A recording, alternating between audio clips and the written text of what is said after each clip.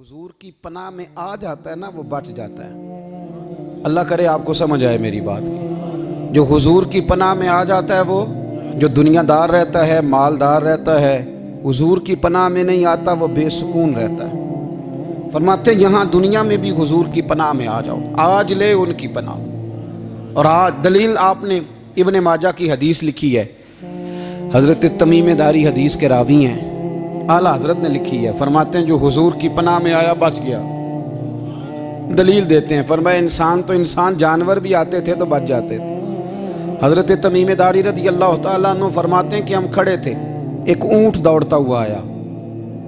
नबी करीम सल्लल्लाहु अलैहि वसल्लम के पहले उसने कदमों पे सजदे किए। सहाबा कहने लगे हुजूर हमें भी इजाज़त दें। फरमाया वो तो बेज़ुबान है, उसे तो पता कोई नहीं, पेशे नज़र है वो नौबहार, सजदे को दिल है बेकरार, रोकिए सर को रोकिए यही तो इम्तिहान है। फरमाया उसे क्या पता, तुम तो मुकल्लफ हो शरीयत के, तुम्हें इजाज़त नहीं है। और आला हज़रत ने दो टोक लिखा है, फरमाया सिवाय खुदा के किसी को ताज़ीमी सजदा भी हराम है। ये नोट कर ले मेरी बात।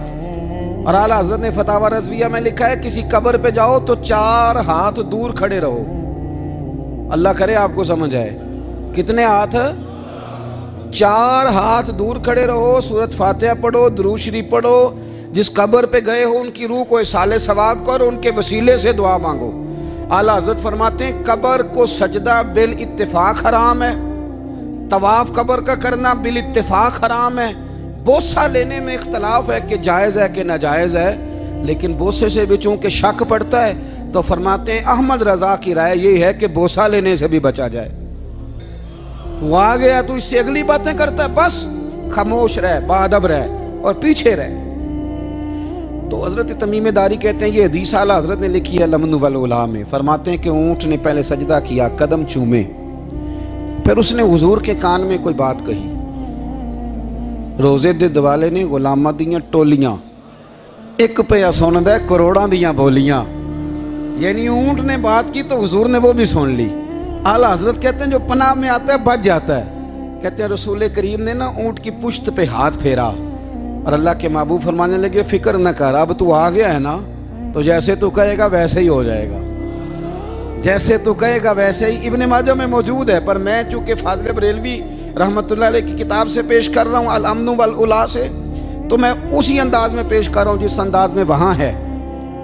हज़रत तमीम दारी कहते हैं कि हमारी समझ में बात कोई ना आई। थोड़ी देर गुजरी तो कुछ लोगों ने हाथों में रस्सियाँ पकड़ी हैं, खंजर पकड़े हैं, दौड़े आए, या रसूलल्लाह ये हमारा ऊँट है। हज़रत तमीम दारी कहते हैं मैंने देखा कि जब वो आ गए ना खंजर लेके, तो ऊँट हुजूर के पीछे छुप गया। आज ले उनकी पनाह, आज मदद मांग उनसे, वो हुजूर के पीछे छुप गया। तो कहते हैं कि नबी करीम सल्लल्लाहु ताला अलैहि वसल्लम ने फरमाया क्या मसला है भाई? या रसूलल्लाह हमारा ऊँट है, ज़िबा करने लगे थे दौड़ा आया है।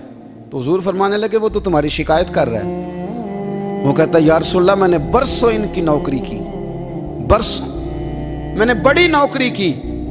सही कहता है या रसूलल्लाह? ठीक कहता है। हुजूर अब बूढ़ा हो गया हूँ, थोड़ा ज़्यादा बोझ नहीं उठा सकता, तो मुझे ज़िबा करके खाना चाहते हैं, मैं मरना नहीं चाहता। नबी करीम फरमाने लगे अच्छे लोग ये सिला देते हैं। उन्होंने अर्ज़ की हुजूर आप हुक्म कर दें, हम इसको छोड़ देते हैं या रसूलल्लाह, नहीं ज़िबा करेंगे, खिदमत करेंगे। हुजूर फरमाने लगे नहीं, अब मेरे पास आया है ना, अब मैंने वापस नहीं करना, आज हो गया है, आज ले उनकी पनाह, आज मदद मांग उनसे, आज हो गया या रसूलल्लाह फिर रख लें। हुजूर ने फरमाया नहीं भाई पैसे बताओ कितने? या रसूलल्लाह नहीं कुछ नहीं। नबी करीम अलैहिस्सलाम ने फरमाया नहीं बताओ कितने, बताओ कितने? उन्होंने कहा हुजूर एक दफा रेट लगाया था तो 100 दिनार लगा था। हुजूर ने फरमाया बिलाल दे दो 100 दिनार। 100 दिनार दे दिया। आला हज़रत फरमाते हैं देखो उनकी पनाह में आने की बरकतें कितनी हैं। उनसे कहा तुम जाओ, वो चले गए। हुजूर ने पुश्त पे हाथ फेरा, फरमाया जा तू आज़ाद है। हज़रत तमीम दारी कहते हैं वो पहले गया फिर पलट के आया, उसने नबी पाक के कान में को बात की, कई बातें की, पर मैं एक बात करता हूँ, कई बातें की, एक बात की तो हुजूर रो पड़े। ऊंट चला गया, हमने अर्ज़ की हुजूर ये क्या कह गया है? तो महबूब फरमाने लगे ये कह गया या रसूल अल्लाह जिस तरह आपने मुझे छुरी से बचाया है, मैं दुआ करता हूँ अल्लाह आपकी उम्मत को जहन्नुम से महफूज फरमाए। اللہ جہنم سے بچائے آپ کی امت کو، اس طرح مجھے چھری سے آپ نے محفوظ کیا۔ اعلیٰ حضرت فرماتے ہیں کن چکروں میں پڑے ہوئے ہو، کن چکروں میں؟ پیسوں کی پناہ لیتے ہو، عہدوں کے پیچھے چھپتے ہو، دولت کے پیچھے چھپتے ہو، تعلقات کے پیچھے چھپتے ہو۔ فرمایا مصیبت آئے گی تو یہ سارے ہٹ جائیں گے۔ اگر پناہ لینی ہے تو مدینے والے محبوب کی پناہ لو، دروازہ رسول پہ آؤ، نبی کریم کی بارگاہ میں جھکو، حضور سے پیار کرو۔ اعلیٰ حضرت فرماتے ہیں محبوب کا ادب کرو، رسول اللہ کی غلامی کرو۔ فرماتے ہیں پھر کے گلی گلی تباہ، ٹھوکریں سب کی کھائیں کیوں، دل کو جو عقل دے خدا تو تیری گلی سے جائے کیوں۔ اور فرمانے لگے جان ہے عشق مصطفیٰ، روز فزوں کرے خدا، جس کو ہو درد کا مزہ وہ ناز دوا اٹھائے کیوں، جس کو ہو درد کا مزہ وہ ناز دوا اٹھائے کیوں۔ انہوں نے محبوب کریم کی محبت کا پیغام دیا، صحابہ کی محبت کا، بولیے صحابہ کی محبت کا پوری کتاب لکھی حضرت صدیق اکبر جناب عمر کے فضائل پر۔ اور مزے کی بات یہ ہے کہ اعلیٰ حضرت نے نا اردو شاعروں میں سے کسی کو توفیق نہیں ہوئی حضور کو شہنشاہ کہنے کی، اعلیٰ حضرت نے کہا میرے نبی شہنشاہ ہیں۔ دلیل کیا دی؟ فرمانے لگے پڑھو ترمذی، حضور نے فرمایا میرے 2 وزیر زمینوں میں ہیں، 2 آسمانوں میں۔ زمین کے 2 وزیروں کے نام ابو بکر اور عمر ہیں، آسمان کے 2 وزیر ہیں جبریل اور میکائیل۔ تو اعلیٰ حضرت کہنے لگے حضور وزیر تو کسی شہنشاہ کے ہی ہوتے ہیں، پھر کہہ لو نا شہنشاہ۔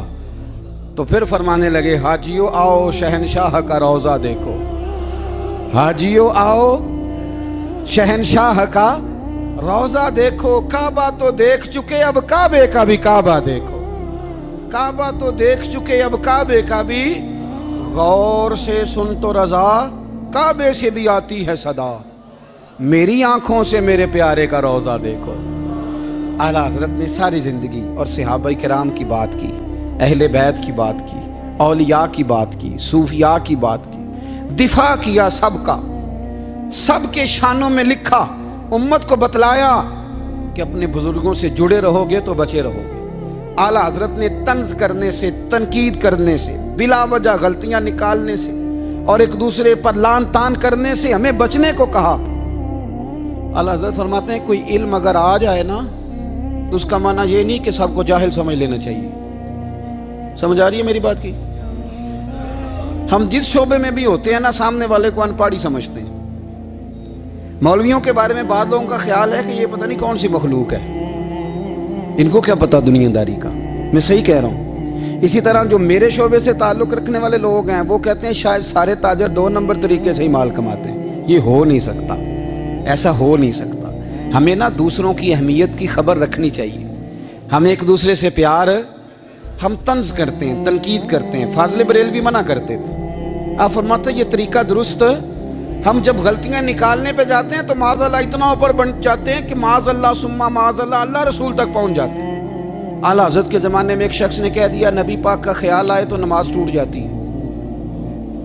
عقل ہے نا جی، جہاں مرضی لے جاؤ۔ وہ کہنے لگا جی میں نے خالص اللہ کے لیے پڑھنی ہے نا فلسفہ عجیب، نبی پاک کا خیال آئے تو نماز۔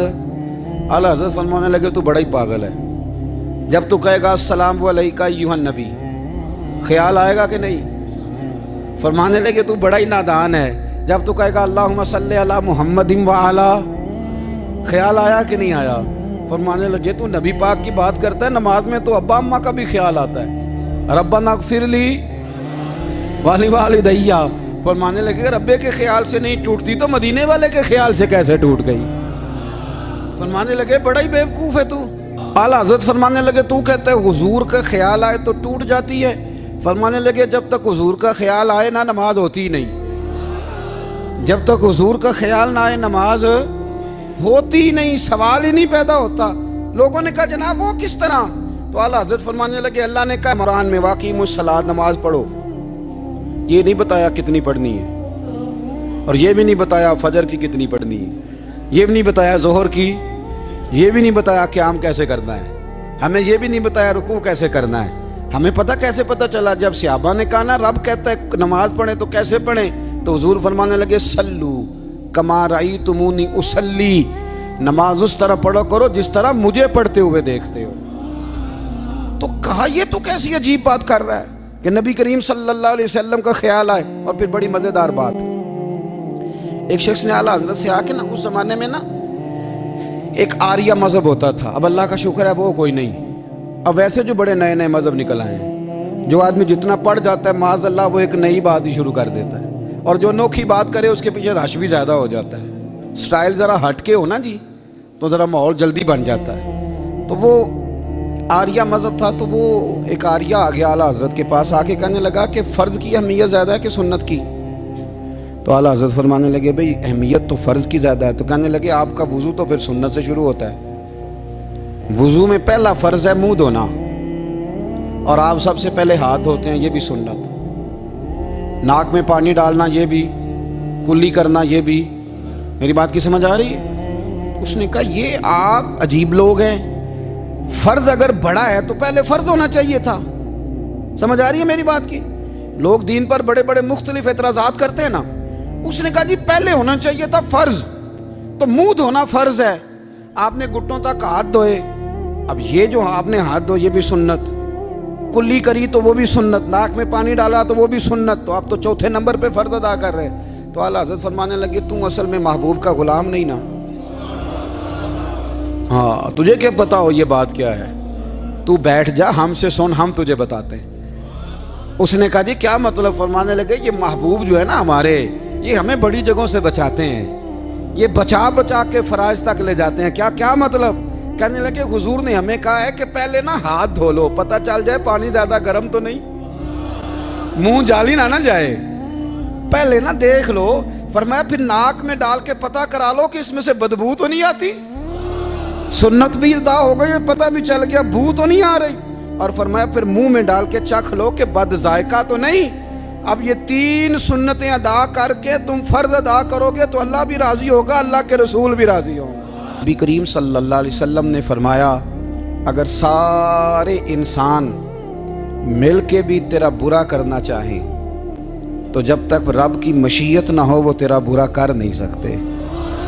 اور حضور صلی اللہ علیہ وسلم نے فرمایا اگر سارے انسان مل کے تیرا بھلا کرنا چاہیں تو جب تک رب کی رضا نہ ہو تیرا بھلا ہو نہیں سکتا. تو اعلیٰ حضرت فرماتے ہیں اس چیز کو ذہن میں بٹھاؤ، مسلمانوں اپنا رجوع اپنے رب رسول کی طرف مضبوط کرو.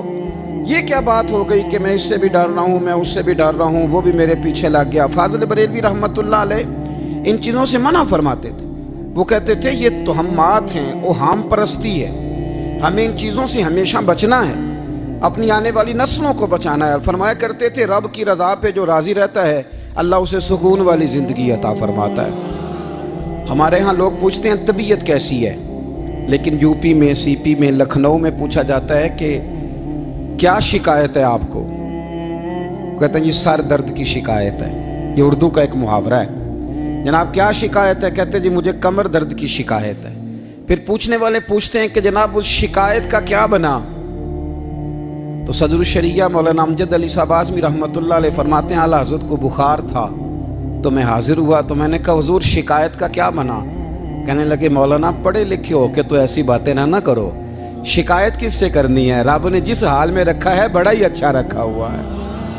شکایت کا کیا معنی ہوا؟ اللہ نے جہاں سمجھا مناسب اس نے ہمیں رکھا ہے. شکایت کیا ہوتی ہے؟ مجھے کسی سے شکایت نہیں. فرمایا کرتے تھے الحمدللہ مجھے سر درد بھی ہوتا ہے اور بخار بھی ہوتا ہے اور میں بڑا خوش ہوں. یہ وہ والی بیماریاں ہیں، یہ وہ امراض ہیں جو نبیوں کے قدم بھی چومنے آیا کرتے تھے. میں خوش بخت ہوں کہ وہ امراض جو انبیاء کے پاس آتے تھے، سر درد اور بخار، وہ مجھے لگتے ہیں. اپنی زندگی کو رضا والی زندگی بنایا. یقین بڑا کامل تھا میرے اعلیٰ حضرت کا. امام غزالی نے حدیث لکھی ہے، نبی کریم صلی اللہ علیہ وسلم نے فرمایا ہے یقین اس طرح سیکھا کرو جس طرح تم قرآن سیکھتے ہو.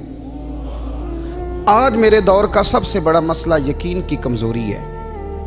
مسلمان کچی پکی سوچیں سوچتا ہے، کمزور کمزور جملے بولتا ہے، اس کو دنیا داروں کے وعدوں پر اعتماد جلدی ہوتا ہے، لیکن معاذ اللہ اللہ رسول کے وعدوں کے بارے میں یہ کئی دفعہ شکوک کا شکار ہوتا ہے. اسے سمجھنا چاہیے. فاضل بریلوی ایک پختہ یقین والی شخصیت تھے، پختہ یقین والی. بریلی شریف کے دائیں بائیں طاعون کا مرض پھیل گیا، تو आला हज़रत फरमाते हैं मेरे मुंह में भी कुछ गिल्टियाँ निकल आईं। तो बाज़ लोगों ने कहा शायद आपको भी ताउन हो गया है। आला हज़रत रहमतुल्लाह अलैह फरमाते हैं जो सबसे बेहतरीन तबीब था वो लाया गया, उसने मेरा मुंह देख के गिल्टियाँ देख के कहा खो आपको तो ताउन का मर्ज़ हो गया है। तो आला हज़रत फरमाने लगे मुझे सारी बीमारियाँ लग सकती हैं, ये नहीं लग सकती। उसने कहा हकीम मैं हूँ कि आप हैं? फरमाया नहीं आप ही हैं, पर ये बीमारी मुझे नहीं लग सकती, ये मुझे हो नहीं सकती। उसने इसरार किया तो आला हज़रत रहमतुल्लाह ताला अलैह उसको कहने लगे मियाँ तू जो मर्जी कर लेकिन मुझे ताउन का मर्ज नहीं हो सकता, ये बात तय है। वो नाराज़ होकर चला गया। अब ताउन की जो गिल्टियाँ होती थी ना वो बड़े बड़े महीनों नहीं जाती थी, तकलीफ़ रहती थी। आला हज़रत कहते हैं मैंने उसी रात ना थोड़ी सी काली मिर्चों का सफ़ूफ बनाया और मिसवाक में रख के जब मुंह के अंदर छिड़का तो थोड़ा सा खून निकला और मेरा मुंह बिल्कुल ठीक हो गया। सवेरे मैंने कहा बुलाओ ना अपने हकीम को जो कहता था ताउन हो गया है। तो लोग कहने लगे हुजूर आपको वैसे कैसे पता था ताउन नहीं है? फरमाने लगे पता इस तरह था कि अल्लाह के रसूल सल्लल्लाहु अलैहि वसल्लम ने एक दुआ इरशाद फरमाई है। फरमाया किसी मरीज़ को देख के पढ़ लो अल्हम्दुलिल्लाहिल्लज़ी मिम्मब्तलाका बिही वफ़द्दलनी अला कसीरिम मिम्मन खलका तफ़दीला।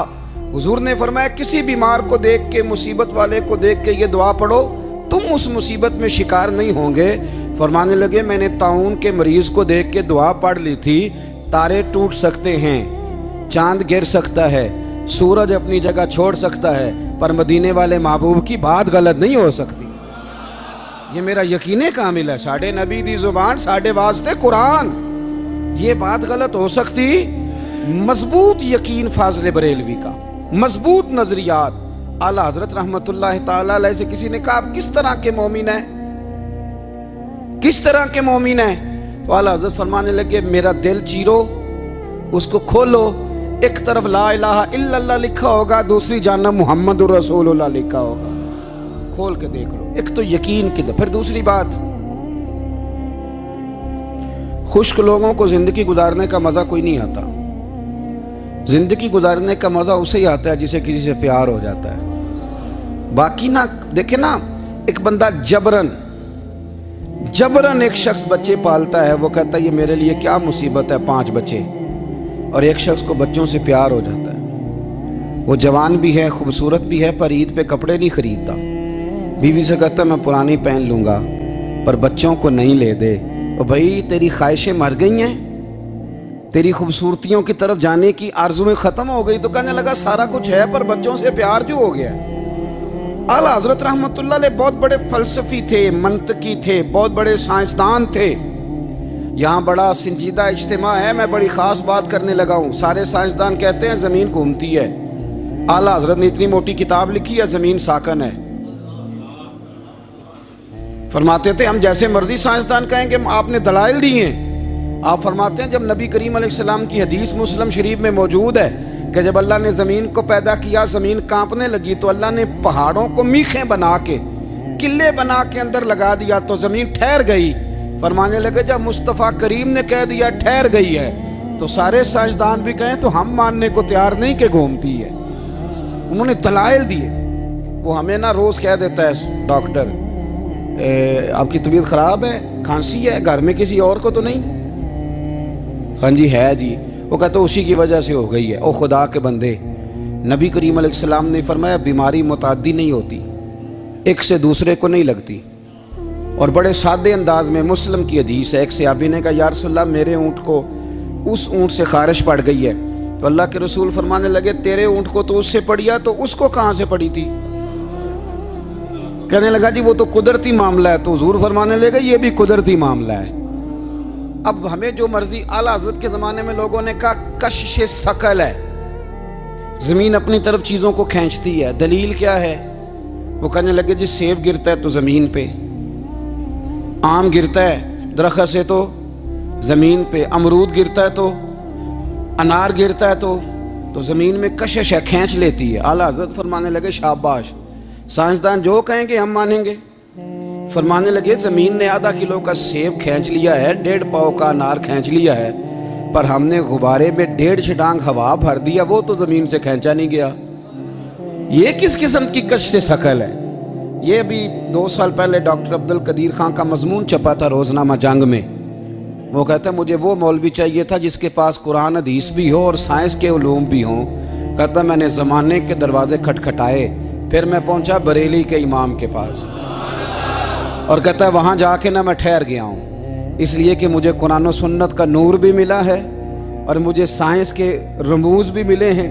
یہ واحد شخص ہے، یہ واحد شخص ہے جو دین کو سائنس کا پابند نہیں کرتا بلکہ سائنس کو مدینے والے کا غلام بناتا ہے، مدینے والے کا غلام بناتا ہے. تو اعلیٰ حضرت فرمانے لگے عجیب فلسفہ ہے نا جی، آم کھینچ لیا اس نے، سیب کھینچ لیا، امرود کھینچ لیا، پر اس سے 1.5 چھٹانک والا غبارہ. تو لوگوں نے کہا حضور پھر مسئلہ کیا ہے؟ آپ فرمانے لگے مسئلہ یہ ہے کہ ہر چیز اپنی اصل کی طرف لوٹ جاتی ہے.